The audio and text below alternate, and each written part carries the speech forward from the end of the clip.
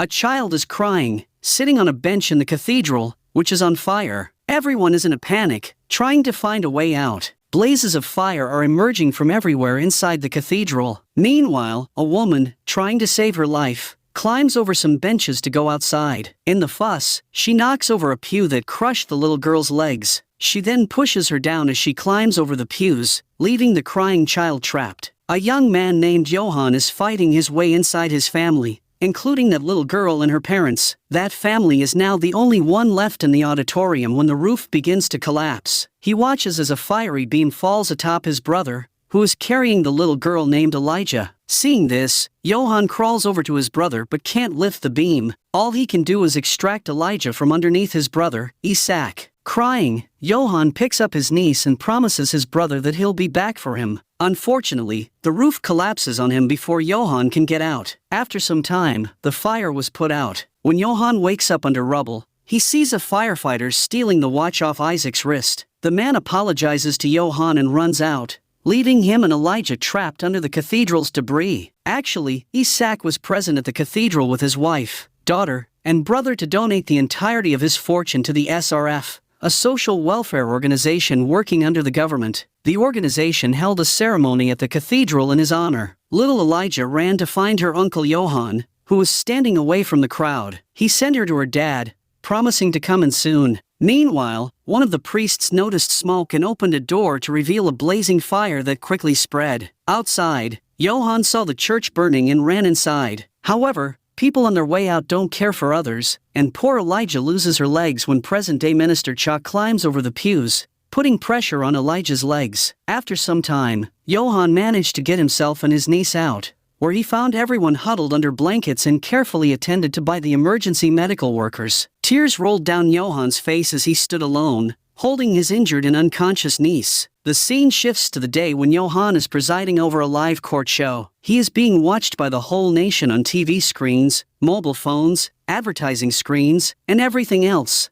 Later, we see Judge Jayan, who was sitting with Judge Johann in the live court show, step out of the courthouse that evening. He sees a bus careening down the street. Police are ready to shoot after it bursts through the barricade and barrels toward the courthouse. In the chaos, a little girl falls on the street, right in the path of the bus. Jayan is watching the whole scene. He runs into the street to save her, but before he can pick her up, a shot rings out, and Jayan covers the girl with his body. It's Judge Johann who has put a bullet through the bus's windshield straight at the driver and then readies to fire again. The bus swerves and tips over onto its side, missing Jayan and the little girl by inches. Actually, the whole incident is related to a case being presided over by Judge Johann in the live court show. There have been reports of various deaths due to the release of hazardous chemical waste from an industry named JU Chemicals into the water reservoirs of a nearby village. Now, the president of that industry wants to get himself free or wants a minimum punishment from the court. However, the public was angry with him,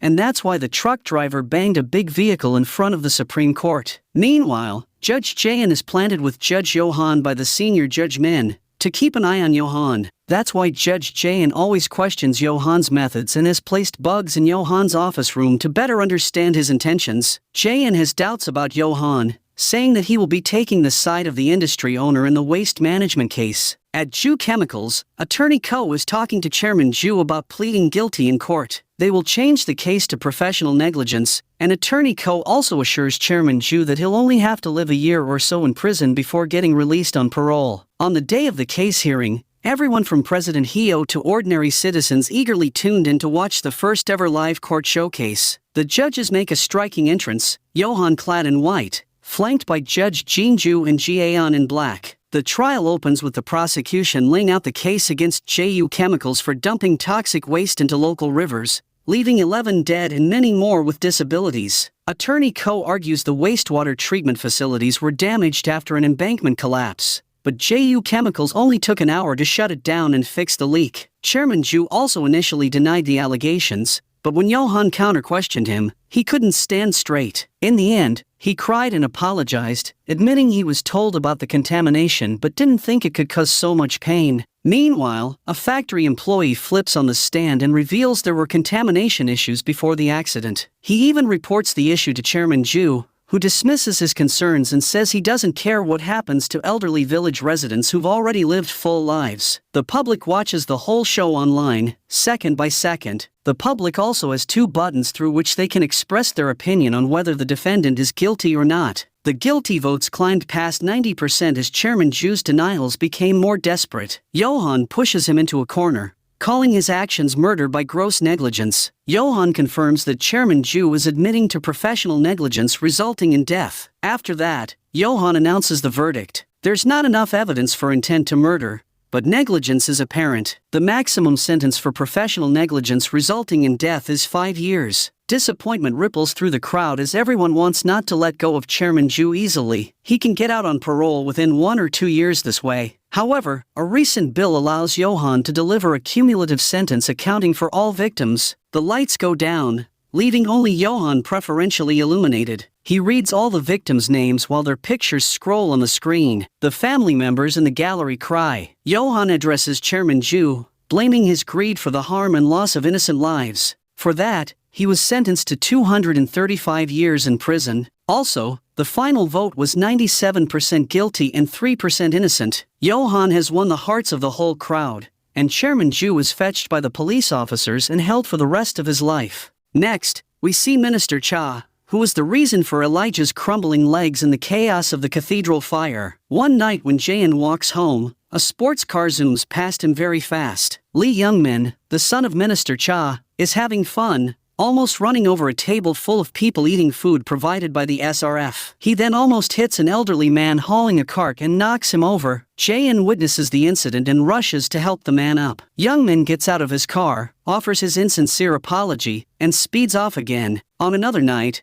Youngmin again proves to be a public menace in his sports car, and a mother and her young son have the misfortune of being on his path. She swerves to avoid his car and hits a sign. Thankfully, both mother and son are alright, but Youngmin is still teasing them and making fun of the common public in his sports car. Conveniently, this accident happened right in front of Jaein again when he was enjoying dinner with Soo-hyun at a restaurant. He and Soo-hyun run to her car and go after Youngmin, who is still driving like an offensive clown. When it turns into a highway chase, Soo-hyun's car struggles to keep up with the speed of Youngmin's sports car. Meanwhile, a third car enters the chase. It's Johan, in his own sports car, who flies past Soo-hyun's car and flashes his lights at Youngmin, who naturally takes that as a challenge. They drive neck and neck until Johan pulls ahead, rolling down his window as he laughs in Youngmin's face. He manages to cut Youngmin off, forcing him to stop at one place. Soo-hyun and Jaein arrive while both men are getting out of their cars. Johan leisurely dons a pair of gloves, ignoring Youngmin's ranting and raving. Then, he pulls a sledgehammer out of his trunk. Jaein stops Soo-hyun from intervening as Johan advances on Youngmin. He raises the hammer and starts gleefully destroying Youngmin's precious car. Youngmin recognizes him on TV as a judge of the Supreme Court in the live court show and asks why he's doing this. Johan replies that Youngmin has been annoying him. Johan then slips a bag of white powder from his sleeve and pretends he found it in Youngmin's car. He lets Youngmin touch the bag so it'll have his fingerprints and makes it clear that he can make this into evidence and frame Youngmin for keeping drugs in his car. Johan gifts him a Metro card and speeds away in his own sports car. Soo-hyun watches in shock, struggling to process what just happened. Actually, Johan remembers the day when Minister Cha climbed over the pew,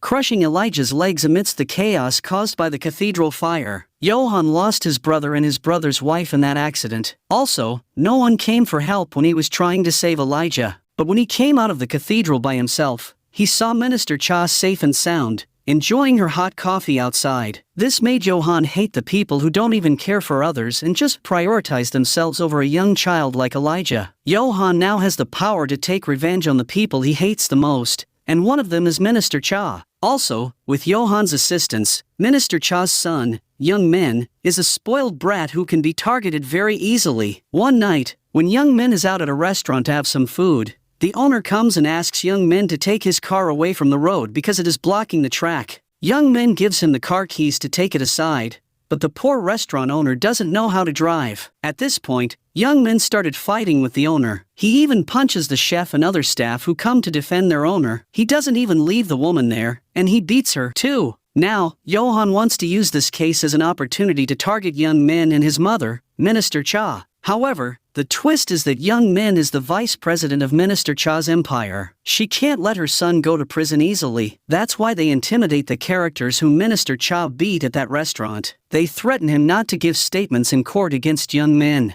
Their plan works out because they all withdraw their applications, which they have been accusing Young Min of. Now, the case is presented in a live court show, where the presiding judge is Johan. He is hearing about the case of Young Min in front of the whole nation. When the prosecution summons the first victim, he comes and surprisingly says that he doesn't want to sue Young Min as he has no complaints against him now. That witness is the chef's son Hoon, who has been working at the restaurant. Young Min beat him, but when the matter reached the court, Young Min again threatened him not to go against him in the court. We flash back to the elderly restaurant owner informing Sun Hoon that the building was bought out and they're being kicked out. That's why Sun Hoon is changing his statement now and even left his job as a chef at that restaurant. The prosecutor speaks up, reminding the court that Young Min can only be charged if the victims wish it. The prosecutor smugly announces that the charges are being withdrawn. Young Min stands and asks to speak. He then bows and apologizes to Sun Hoon, who struggles to hold back his anger at the display. Johan isn't about to conclude the trial easily. He brings up Young Min's 12 previous assaults that he settled out of court. He turns to the public and asks if anyone recognizes Young Min. If so, they can call him through the Dike voting app. First up is a young woman who fangirls over Johan before launching into her story. Young Min slapped her when she was working as a parking attendant. Her bosses told her to let it go since he was a VIP customer. Video calls come flooding in from people who have witnessed or been victims of Young Min's abuse. The victims of the Young Min's abuse include waiters, cart drivers, parking agents, and other needy poor people. Johan asks the public whether Young Min deserves harsh punishment. The vote stands at over 90% for a harsh sentence. Johan then orders the prosecution to amend the indictment from simple assault to habitual assault. He informs a grateful Sun Hoon that in the case of habitual assault, charges can be brought even after settlement. No case will be buried in Johan's courtroom. No one can buy justice with money. The audience eats it up, as does the production team. The final decision is pending till the next hearing, and the public waits for it eagerly. When he returns to his office, Johan takes a call from Minister Cha. She argues that Young Min just has trouble handling his anger sometimes, but he's not a bad kid. She wants to talk in person, so they meet on a secluded rooftop. Minister Cha is sure Johan is using her son to get to her. So what does he really want? She can offer up Chables and company presidents if he's looking to win the support of the public. Johan brings up a case from 19 years ago where Minister Cha prosecuted a politician for taking bribes while knowing he was innocent. After the guilty verdict, the politician committed the unthinkable, leaving a teenage son behind. Has she once thought about that as she climbed higher in her career? If she publicly confesses the truth of that case, Johan promises to let her son go. Hearing this, Minister Cha gets in her car and leaves without responding. The following day, Minister Cha goes to work amid protests for her resignation and for her son to face justice. Two demonstrators make it almost close enough to attack Minister Cha with eggs,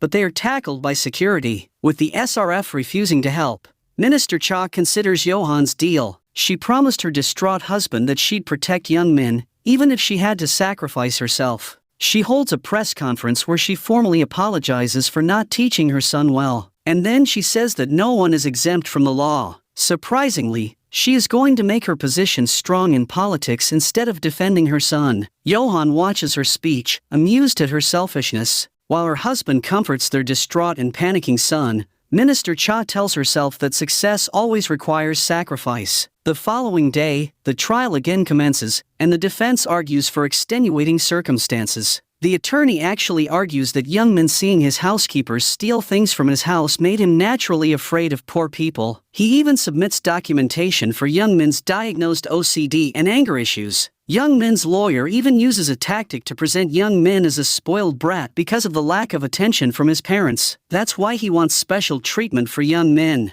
Young Min's father also pleads for leniency. He laments that they, as parents, didn't provide the love or discipline Young Min needed. He turns on the waterworks, contending that it's not right to isolate twisted kids from society either. The prosecutor argues compensation for the victims is the best way forward. Sending Young Min to prison won't help the victims and will only burden taxpayers. Everyone is baffled when Johan compliments the defense's argument and says he sympathizes. Then, Johan smiles, saying that he's found an effective punishment befitting the crimes that won't burden the taxpayers. Flogging, he announces, to the nation's shock. At this, terrified, Youngman offers a panicked apology and begs for mercy. Now, it's time for the people to vote. When the votes come in at 70% for flogging, Youngman loses his cool. Why does everyone think they're superior? Are they sinless? Who are they to judge him? The more he rants, the higher the vote climbs. Youngman is then back to apologizing. He even drops to his knees before Johan and again begs for mercy. Compared to his crimes, Johan thinks this is a humane punishment. Because the people will partially decide this punishment, it will be carried out publicly. The Ministry of Justice is tasked with its execution. Johan smiles triumphantly down at the shaking Youngmin. Minister Cha cries as she forces herself to sign the sentencing order. Youngmin is taken to the flogging ground. A select crowd is in attendance, like Youngmin's father, while the rest of the nation watches the punishment through live broadcast. Much of the public gasps and flinches to see the brutal reality of their ordered punishment. When Youngmin passes out of not bearing the pain, a doctor orders that they will finish the flogging next week. Jaein confronts Johan at home that night, accusing him of being cruel. He calls him a monster who hunts for fun and removes any obstacle in his way. Later, Jaein rushes into Johan's office to retrieve the bug, but it's not there. Johan knows the intentions of Jaein, and he has already extracted that listening device. He drops the listening device in Jaein's hand. Jaein asks why he does things like this. Johan replied that it was because he could do this. He also adds that possibility is like a drug. Johan suddenly fixes on the wall behind Jaein. Behind the picture, something beeps, and a red light flashes. Jaein yells as he leaps and tackles Johan. The wall explodes. They are both sent flying back as the glass windows shatter. Moments later, Johan hauls an unconscious Jaein out of the rubble of his office. After the explosion, Johan brings the injured Jaein to his house to recuperate. He's still unconscious, his head and chest bandaged. A young girl blasely asks Johan if he's dead. When Jaein rouses, she declares the situation no fun and drives her motorized wheelchair out. It is Elijah, who is now grown up and can't stand on her legs due to the incident of that cathedral fire. Later, Johan makes an appearance in public, calm as ever, and tells the public that he's well. He doesn't rule out the possibility that the bombing was retaliation for the outcome of the televised trial. Regardless, they will not be cowed and the show will go on. Meanwhile, Minister Cha is conducting an interview. She's lauded for her sacrifice, upholding her duties to the nation despite the pain she must feel as a mother. The host puts up a picture of Youngmin's torn-up back and says many are calling the punishment barbaric. Minister Cha's voice breaks as she argues it's a just punishment. She has skillfully turned a crisis into an opportunity and proved that she is the best politician. After that,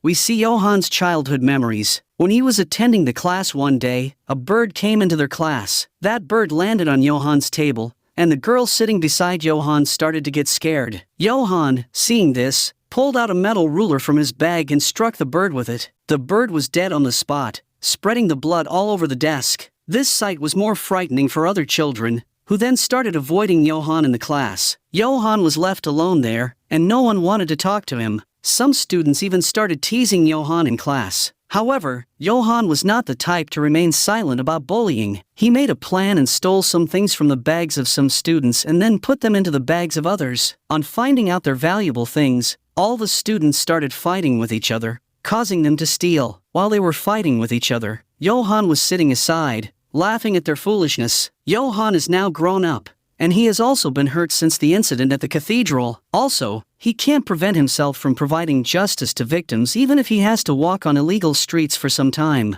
The subsequent trial commences, and Jaein is startled when he's warmly welcomed back as the judge who beat death as he is coming after recovering from his injuries. He even has a group of fangirls outside, chanting their love for him like he's an idol. This time, in the court, the defendant is a famous actor named Nam Suk-hoon, who is charged on multiple counts of sexual assault. Suk-hoon pleads guilty, but we see in flashbacks that he is entirely unrepentant. Flogging certainly upped the ante on sentences because the prosecution not only requests a 20-year prison sentence but actual castration of the defendant. The prosecutor compares Suk-hoon to an animal and argues that castration is what the people want from the court in the case of sexual assault criminals. Meanwhile, Johan looks over and is surprised to see a young lady, Sana, enter the courtroom. We know that she'd cooked this scenario up with the help of Minister Cha already. Sana is appointed as the support committee head in the court and will be deciding the cases to be heard in the live court show on the order of the Chief Justice. Also, Johan is thinking about castration. If he allows it,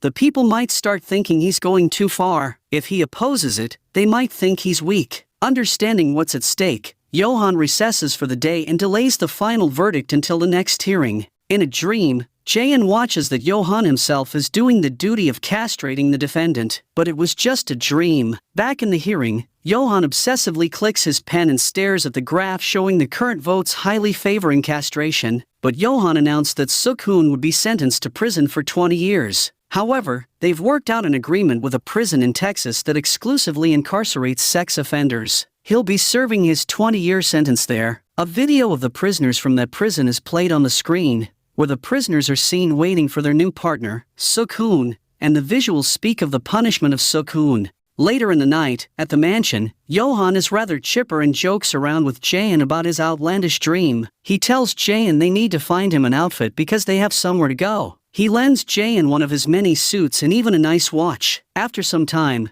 Jaein comes out looking snazzy in his tux and puts on the coat Johan offers. Johan comments it suits him surprisingly well. Then, Johan has Jaein drive one of his several expensive cars to an SRF event. At the event, when Johan goes off to speak to someone, Sana immediately approaches Jaein to introduce herself. The wife of Chairman Park, who is the broadcaster of the People's Live Court, and her friend flit over and start fawning over Jaein. Jaein gets even more uncomfortable when a horde of women come flocking over to take a selfie with him. He's helpless against the assertive women who completely invade his personal space, messing with his hair and trying to take off his coat. After Johan swoops in to save Jaein, the ladies wonder if the cute kid will survive under Johan. After that, Johan takes Jaein to a dining table at Elite's. He plops down next to Chairman Park and Chairman Min, two of the elite always hanging around President Heo. First, all the elites praise Johan for handling the live court show very well. Then, they chide Johan for making a fuss over a small matter and reminisce that young Min was a cute kid when he was little. Chairman Min says the board of directors is concerned the live court show is deviating from its original principles and wonders if Johan will take responsibility for the angry citizens. Actually, they think that Johan is on their side and will never act against the will of the elite group, but they don't know that Johan is different from them altogether. Minister Cha is also a member of that elite group,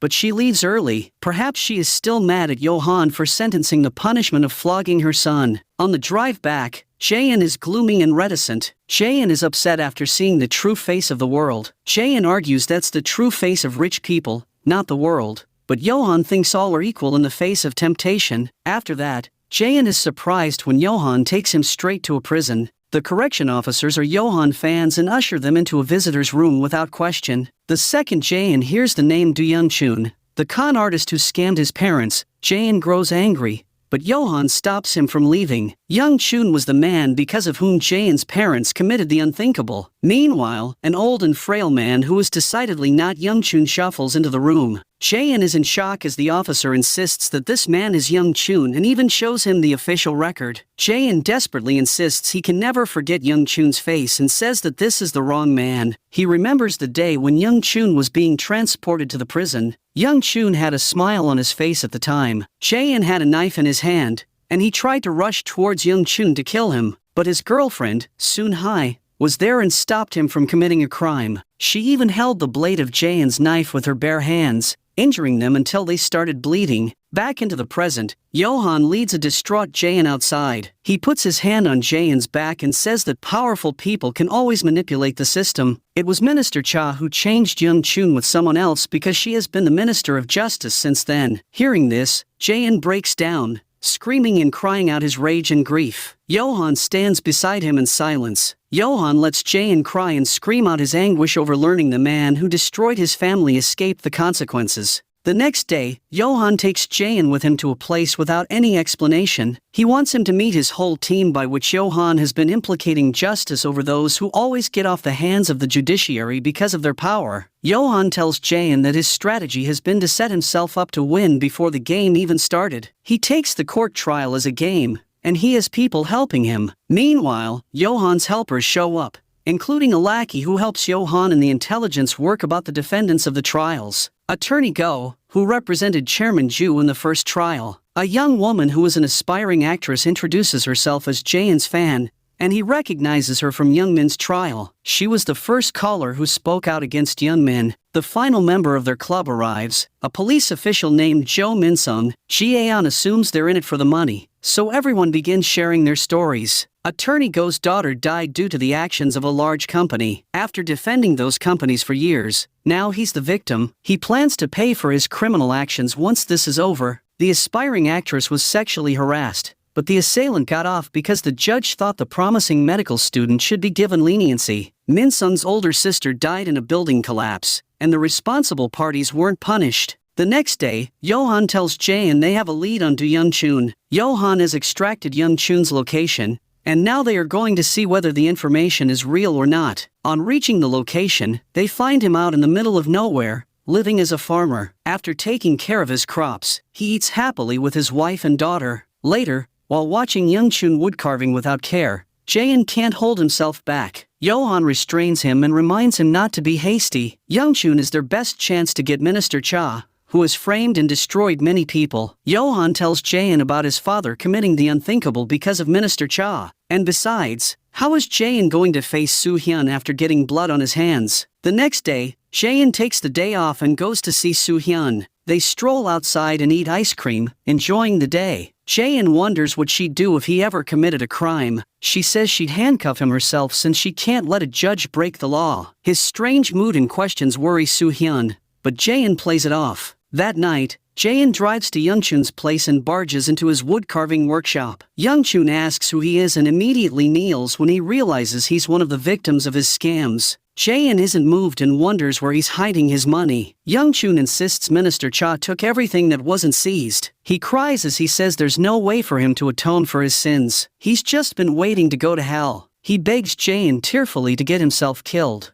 Jaehyun agrees to grant his wish and begins choking him. Young-chun's wife comes in and can't pull Jaehyun off her husband. It's not until the daughter runs in and begs him to kill her instead that Jaehyun stops. Jaehyun screams out in rage. Why can't he even get revenge? Young-chun should have been the devil. Jaehyun yells through tears. Hearing this, Young-chun apologizes. Meanwhile, Yohan rushes in to find everyone in tears. He grabs Jaehyun and pushes him out the door. He drags Young-chun out and locks the wife and daughter inside. Young-chun starts screaming, "My money," when he sees Yohan digging up his massive pile of cash. Yohan has Jaehyun restrain Young-chun while he pours lighter fluid into the pile of cash. Then he splashes lighter fluid onto the workshop shed with the wife and daughter inside. Yohan says he's giving Young-chun a chance. Jaehyun is horrified as Yohan first tosses a lighter to set the shed on fire and then tosses another lighter onto the pile of money. Jaehyun releases Young-chun, who goes straight over to his cash, ignoring his wife and daughter's pleas for help. Yohan holds Jaehyun back from rushing inside to save the wife and daughter,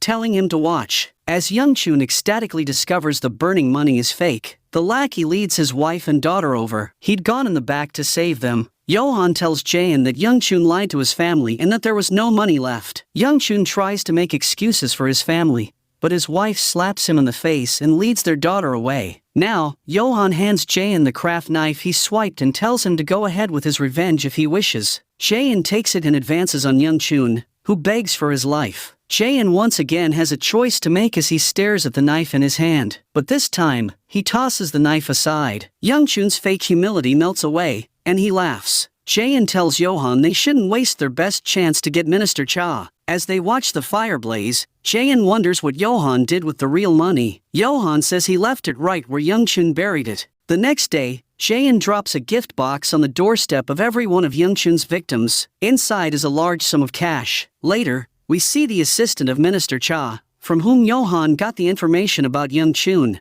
The assistant awakens in a warehouse and is startled to see Jaehyun. He denies knowing anything about Young-chun's whereabouts, even in the face of the millions worth of gold bars Jaehyun offers. He's affronted and argues he's not serving Minister Cha for money. Instead, he believes in her. Meanwhile, Yohan comes in and chides Jaehyun for not knowing how to utilize the tools he gave him. He asks if the man will talk. When he says no, Yohan takes away one bar. Now, he keeps taking away bars until there are only 2 left. The assistant blurts out that he'll talk and greedily grabs the bars. Johan explains that people are more desperate when things are taken from them. The next day, Elijah calls Soo-hyun out to go shopping with her. Soo-hyun is driving Elijah home after the shopping trip and sees the foreign residents being attacked. She instructs Elijah to stay in the car and approaches the men, firing a warning shot in the air. The men film as Soo-hyun points her gun at the leader, Juk-hang, who dares her to shoot. Full of manufactured emotion for the camera, he asks if she isn't ashamed as a police officer. As she deals with the men, she hears Elijah scream. One of the men opens her car door and tries to grab her. Thankfully, Johan and Jaein arrived on time to help. Jaein hops out and pulls the man off Elijah before punching him in the face. Once Johan sees that Jaein has Elijah, he walks over to the crowd. The men are awed to see their hero. In the middle of the leader's introduction, Johan grabs him by the throat for daring to touch his niece. Johan ignores Soo-hyun's warnings to stop as he chokes the man. When she points her gun at Johan, Jaein intercedes and gets Johan to let go. Soo-hyun slowly lowers her gun and arrests the leader for assault. When Jaein arrives home, he assures Johan that Soo-hyun is a good person who cares about Elijah. How much longer does Johan think he can manage to raise a teenage girl alone? Johan reveals that Elijah has been kidnapped twice by people who either want their money or hold grudges, and Elijah trusts anyone who treats her well. Jaein understands that Johan hates the world and everyone in it, but it's impossible for humans to survive alone. On the day of the trial, Juk-chang's fervent supporters protested at the courthouse. Due to high tensions, the prosecution will be aired to the public. In the courtroom, Johan reads the charges on Juk-hang, which are assaults on foreign workers. Johan announces that considering requests from his supporters to give this young man another chance, the court sentences Juk-hang to 3 years in prison with a 5-year suspended sentence. The final vote stands at 96% guilty. Juk-hang is further required to wear an ankle monitor while on probation since he's at high risk of recidivism. His location will be publicly visible through the voting app so that the citizens can monitor him and help enforce his sentence. Also, Johan plays some videos where the parents and teachers of Juk-hang reveal that he is actually a weak man and has stolen his grandmother's savings. Johan tells the public that this is a young man who acts tough but is genuinely a wounded child. Juk-hang has always been an attention seeker. All these revelations make his own followers against him. Later, we see a battered Juk-hang run from a group of men live streaming as they beat him like he beat so many others. At the mansion, Johan and Jaein watch the live stream of Chungshik being beaten by his own former followers. Jaein turns it off and says he feels he's created another monster, but Johan argues a monster merely awakens when the opportunity arises. The following day, Minister Cha holds a press conference and announces that Johan has been faking the witnesses in the live court show. She has evidence to prove her statement, which she will show in the following live court show. In the next live show, Johan attends the hearing, letting Minister Cha question him publicly in the courtroom. She accuses him of being so rich that he believes everyone can be bought with money. Not only did he buy off the witness in the JU Chemicals case, but he did it again in his next trial, this time buying false testimony. Minister Cha calls in the actress who made the first video against young men in his trial. Johan looks surprised, but the woman testifies that she was forced to give a false statement by Minister Cha. Sana enters in time to witness Minister Cha's shock when the actress continues, saying that Minister Cha threatened me. The evidence was actually brought to Minister Cha by Sana, who also made a secret deal with Johan to destroy Minister Cha publicly. Also, the actress is already an old accomplice of Johan,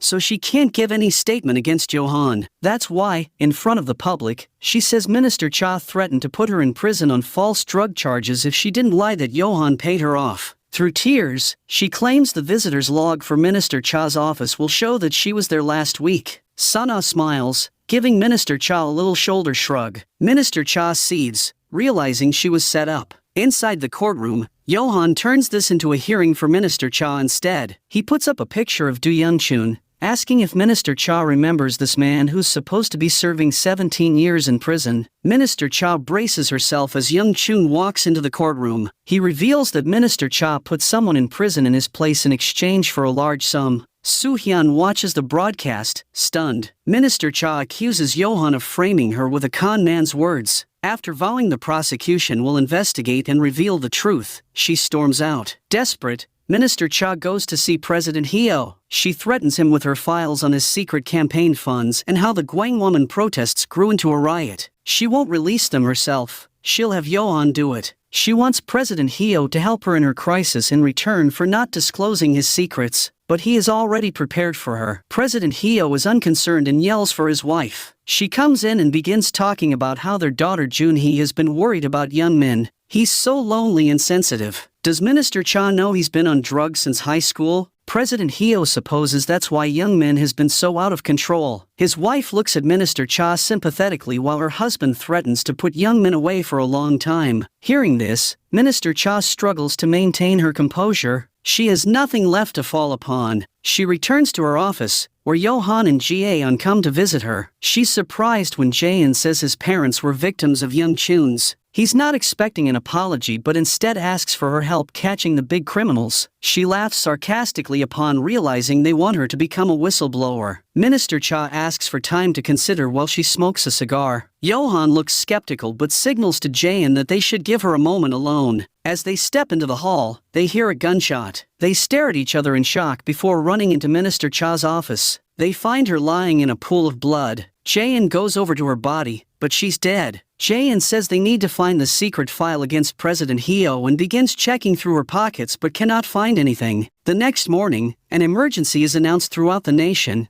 and Judge Oh announces the country's grievous condition after the breakout of a new variant of a virus. She requests everyone to stay in their houses until the circumstances are under control. Meanwhile, Jae-yeon gets a call telling him to go to the slums if he wants to save Justice Min. Jae-yeon rushes over and sees the police have set up barriers while President Heo's private army violently apprehends citizens and forces them into SRF vans. On a national broadcast, Justice Oh announces that the virus has been detected in the slums, where quarantine is now in effect. As Jae-yeon reaches the slums, he cannot find Justice Min anywhere. Seeing the conditions there, he realizes that the emergency is self-imposed by the government and that there has been no virus outbreak. The Jukhang gang is abducting people and taking them somewhere in the name of quarantine. Jae-yeon helps citizens escape from Jukhang in his extensive gang approach. Meanwhile, they run towards Jae-yeon with their weapons, but Jae-yeon manages to save himself. Johan watches the news over the TV about the quarantine and then decides to expose these heinous acts of President Heo. He calls for the media team of the live court show and asks them to prepare for a shoot at a remote location today. It's a quiet car ride as the judges head to the designated location. Over at the station, an employee nervously opens the doors to the broadcast room. Attorney Go and two other supporters hold the room hostage at gunpoint and prepare their own broadcast. The production team is confused when Johan's car pulls off in a secluded spot. They get out of the car and lead the production team over to the ledge, from which they have a clear view of the quarantine zone. Judge Oh tells the PD they need to let the public know what's really happening. Now, the PD instructs his crew to start filming from above. He suits up with Johan, Jae-yeon, and Jinju and heads into the fray to film up close. The judges introduce the accurate rescue site to the public, exposing all the government's propaganda. The Jukhang gang has now become a private army for President Heo. They are beating people with steel rods and fetching them into their vans to some unknown places. President Heo has a meltdown and demands that Chairman Park shut down the broadcast. He then orders his men to have Jukhang get rid of Johan. At the site, Johan tells the people to vote on the app as they would in a trial. Jukhang arrives, and his gang begins throwing rocks at the judges. There, Jae-yeon is struck on the head by a stone but isn't severely injured and encourages Johan to continue speaking to the public. The judges remain there filming past nightfall. When one of Jukhang's rocks hits Johan on the head, an elderly man feebly attacks Jukhang. He continues striking the old man with the pipe until Johan yells Jukhang's name, but Jukhang again tells Johan to come down. President Heo shuts off the electricity throughout the city,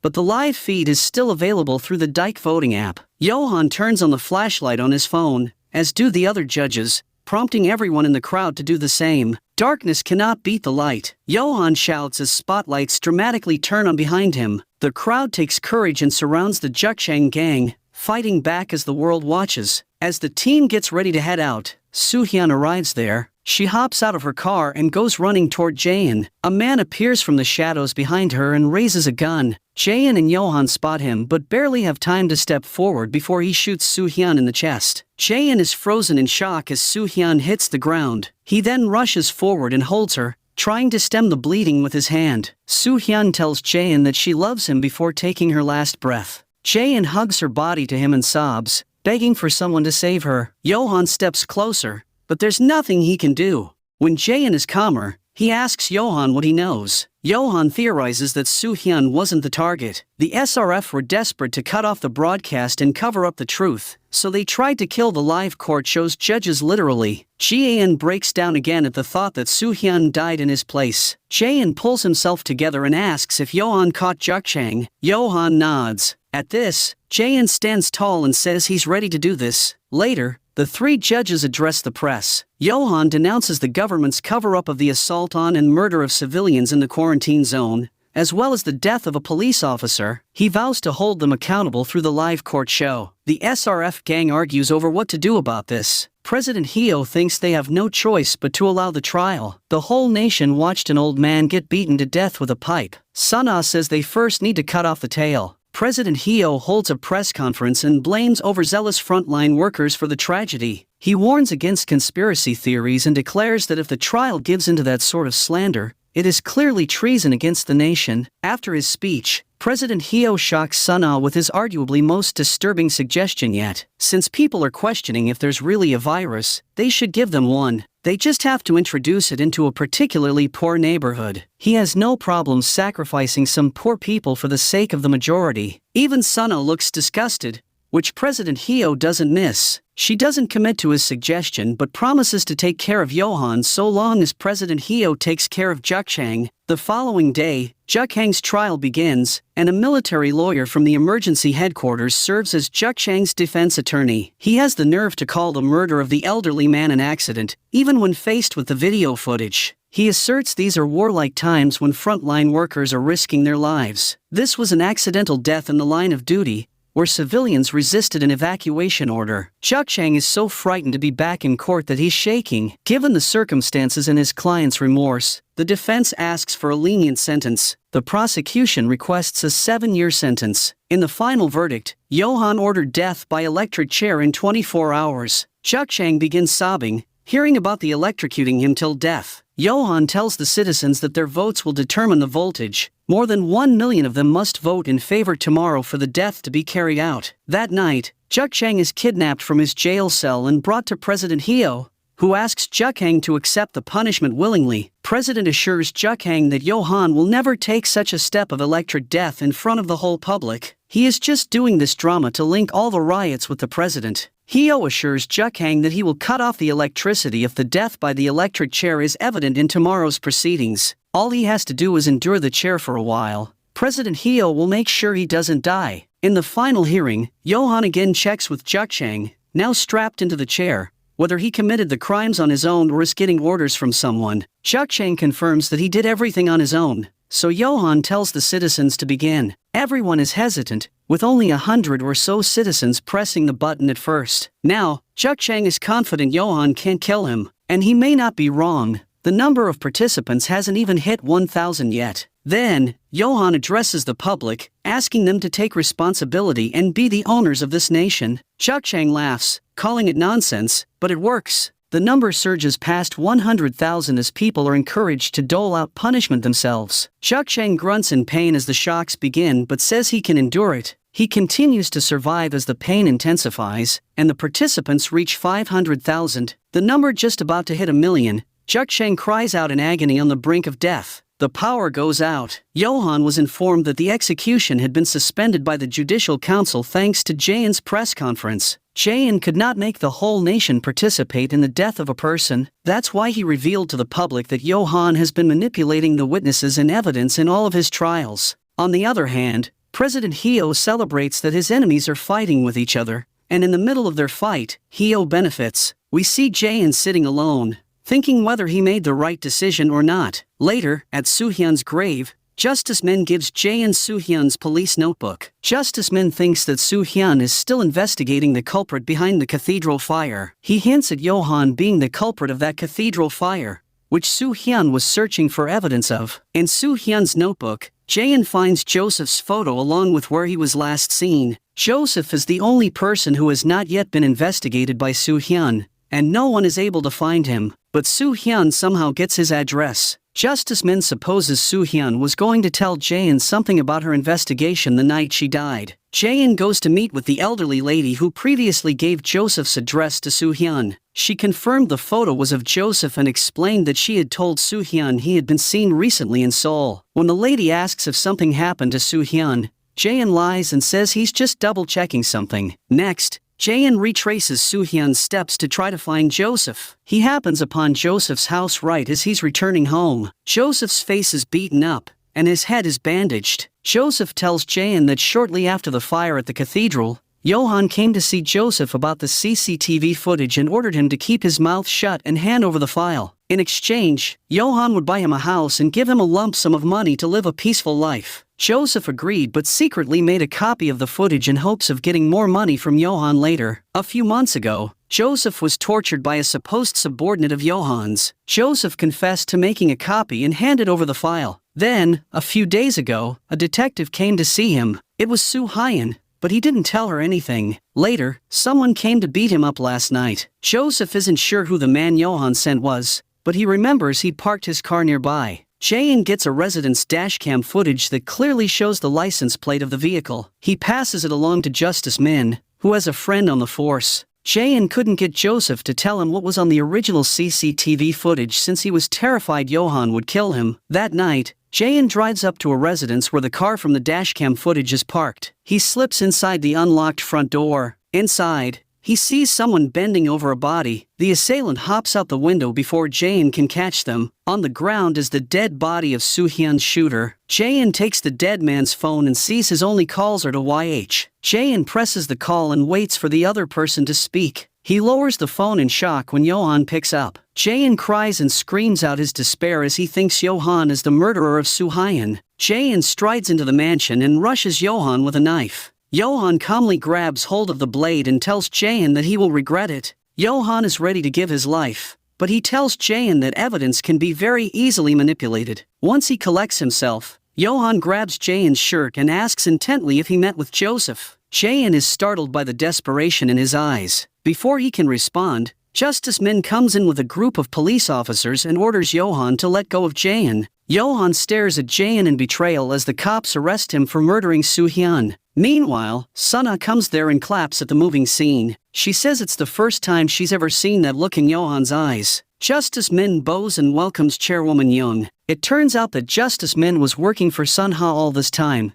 and he planted Jae-in with Johan to destroy him. Sunha also tells them what was in that video of Joseph, which Johan was hiding from everyone so desperately. Then, we see a flashback to the church on the day of the fire. Little Elijah played in a back room with her stuffed bear amidst candles on the floor. Johan had seen her through the window and had warned her not to catch her bear on fire. On her way out of the room, Elijah had knocked over a candle by the door. A nearby curtain went up in flames. None the wiser, she ran to the auditorium looking for her parents. Now, Johan cries on his knees for his niece. Sunha calls him pitiful for working so hard to protect Elijah from finding out she killed her own parents. Johan has also been pretending all this time against Elijah that Johan was the one who ignited that fire in the cathedral. Elijah comes out of her room, likely hearing the commotion. She spots Jae-in and calls out to him. Johan begins yelling for her, struggling to throw off the men holding him down. Elijah screams Johan's name and starts to rush downstairs, but Sunha's subordinate grabs her. With tears in her eyes, Sunha says the only thing she's wanted is to see this look in Johan's eyes. He roars at her before the cops drag him away. Jae-in is still standing there in shock, seeing everything happening in front of him. After Johan is arrested, Jae-in heads to the police station to sort things out by telling the real story to them. The detective clearly doesn't believe his story and says they can do nothing without evidence. Even Jae-in's attempt to have himself arrested for falsely accusing Johan is brushed off. Desperate, Jae-in threatens to report the police's inaction to the media, arguing the detective must be following orders. The detective is unconcerned because there's no way the Blue House will let any media outlet report on this. Later, Jae-in goes to Justice Min, who has betrayed his own pupil for a clever woman like Sunha. When Justice Min says he has to clean up the mess, Jae-in calls him shameless. Did he really have Soo-hyun killed just to entrap Johan? Justice Min insists he didn't know Sunha would kill Soo-hyun. He tells Jae-in he chose to become a monster to stop Johan. History will judge his choice. Jae-in calls him a disgusting hypocrite and grabs him by the lapels. Later, Jaein initiates his plan to take down the SRF with the help of Attorney Go by stowing away in a shipping box and sneaking into the Dream Village Medical Center,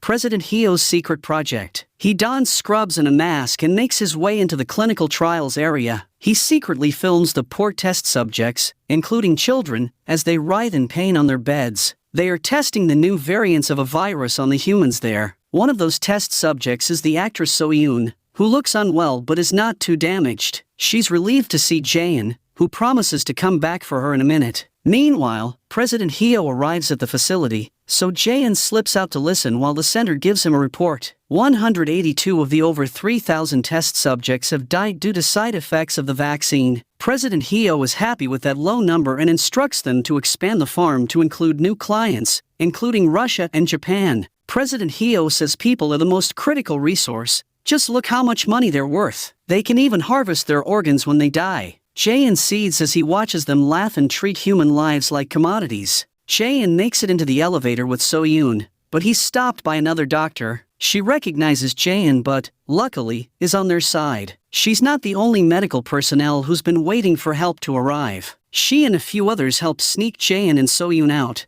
hoping he'll expose the situation to the world. Once they're out, Jaein calls to update Attorney Go, who is worried about their next step. He reluctantly agrees to proceed when Jaein says there's no other option. Back at the courthouse, while Jaein brings Justice O into his plans, they are stunned to see the news report that Johan was killed in prison by an unknown prisoner. Justice Men holds a press conference to tell the public about the unnatural death of Justice Johan in prison. After the press conference, Jinju catches up with him and tells him that Sana is waiting to meet him in his old office. When Chief Justice Men enters his office, Jaein ambushes him. After binding his hands and gagging him, Jaein unzips his jacket to reveal a bomb strapped to his chest. He is going to kill Justice Men along with himself and the whole Supreme Court building. He also planned that when the bomb exploded, an email about the Dream Village project would be sent to all major media outlets. Jaein squeezes his eyes shut with 10 seconds on the timer. He waits, and with less than 5 seconds to go, Johan swoops in to shut it off. He apologizes for being late, saying it took a while to get here from hell. Johan used the trick of Young Chun and exchanged himself with some other prisoner to come for the help of Jaein for 24 hours. After that, Johan leaves Jaein to handle Justice Men, and he himself goes to the courtroom, where the SRF crew is gathered along with their wives to celebrate their win against Johan. Then our hero Johan starts live streaming to the room. They might have blocked all media outlets, but they forgot about the Dyke voting app. With the help of our trusty production team, Johan begins the final trial. The cast of the trial is not only our prominent SRF gang but also the wives. Johan admits he's a criminal, but so are all of them. He plays the video Jaein took at the Dream Village Medical Center, which is not a good look. Johan tells the public that a fake virus is being used as an excuse to kidnap people and sell them as test subjects. President Hio desperately yells that this video is faked. Still, his claims are undercut by the portion of the video where President Hio stands among the test subjects and callously discusses their monetary worth. In the trial, 99% of the public voted guilty, so Johan announced the punishment. He shows photos of live bombs planted in the building. If any of the convicted attempt to flee the room, the bombs will go off. The SRF crew panics when Chairman Park finds a bomb in the room. Johan declares that when 10 million people, the same number of votes President Hio received, press the button, the bombs will explode. As the number reaches 5 million, Johan leaves the broadcasting room and heads to the stage. Johan announces that Jaein risked his life to take that video exposing the Dream Village and promises Jaein will later reveal the whole truth. When Johan says he'll go with these villains to hell, Jaein goes flying out the door toward the courtroom. The moment Jaein arrives, everyone starts begging him to save them. Jaein ignores them and pleads with Johan to reconsider. Is he going to leave Elijah alone and die with this trash? Johan says that the actor has to leave once the performance is over. Johan grabs Jaein and tosses him out into the hall, slamming the door shut behind him. He stares at the door sorrowfully as Jaein screams for him on the other side. The number reaches 10 million. With a smirk, Johan presses the detonator, and the room explodes. Jaein and the team are thrown back from the blast. Jaein stares in horror and screams Johan's name. That night, Jaein goes to the mansion to see Elijah. Her chair is in her room, but she's not. He checks Johan's room, where he notices a tower of cards on the table and a set of courtroom blueprints in the chair. Johann made notes on a secret emergency exit and how the magician should disappear from the scene. The final note reads, "My part is done. Now you have work to do." A month later, Jayan is lauded as a national hero,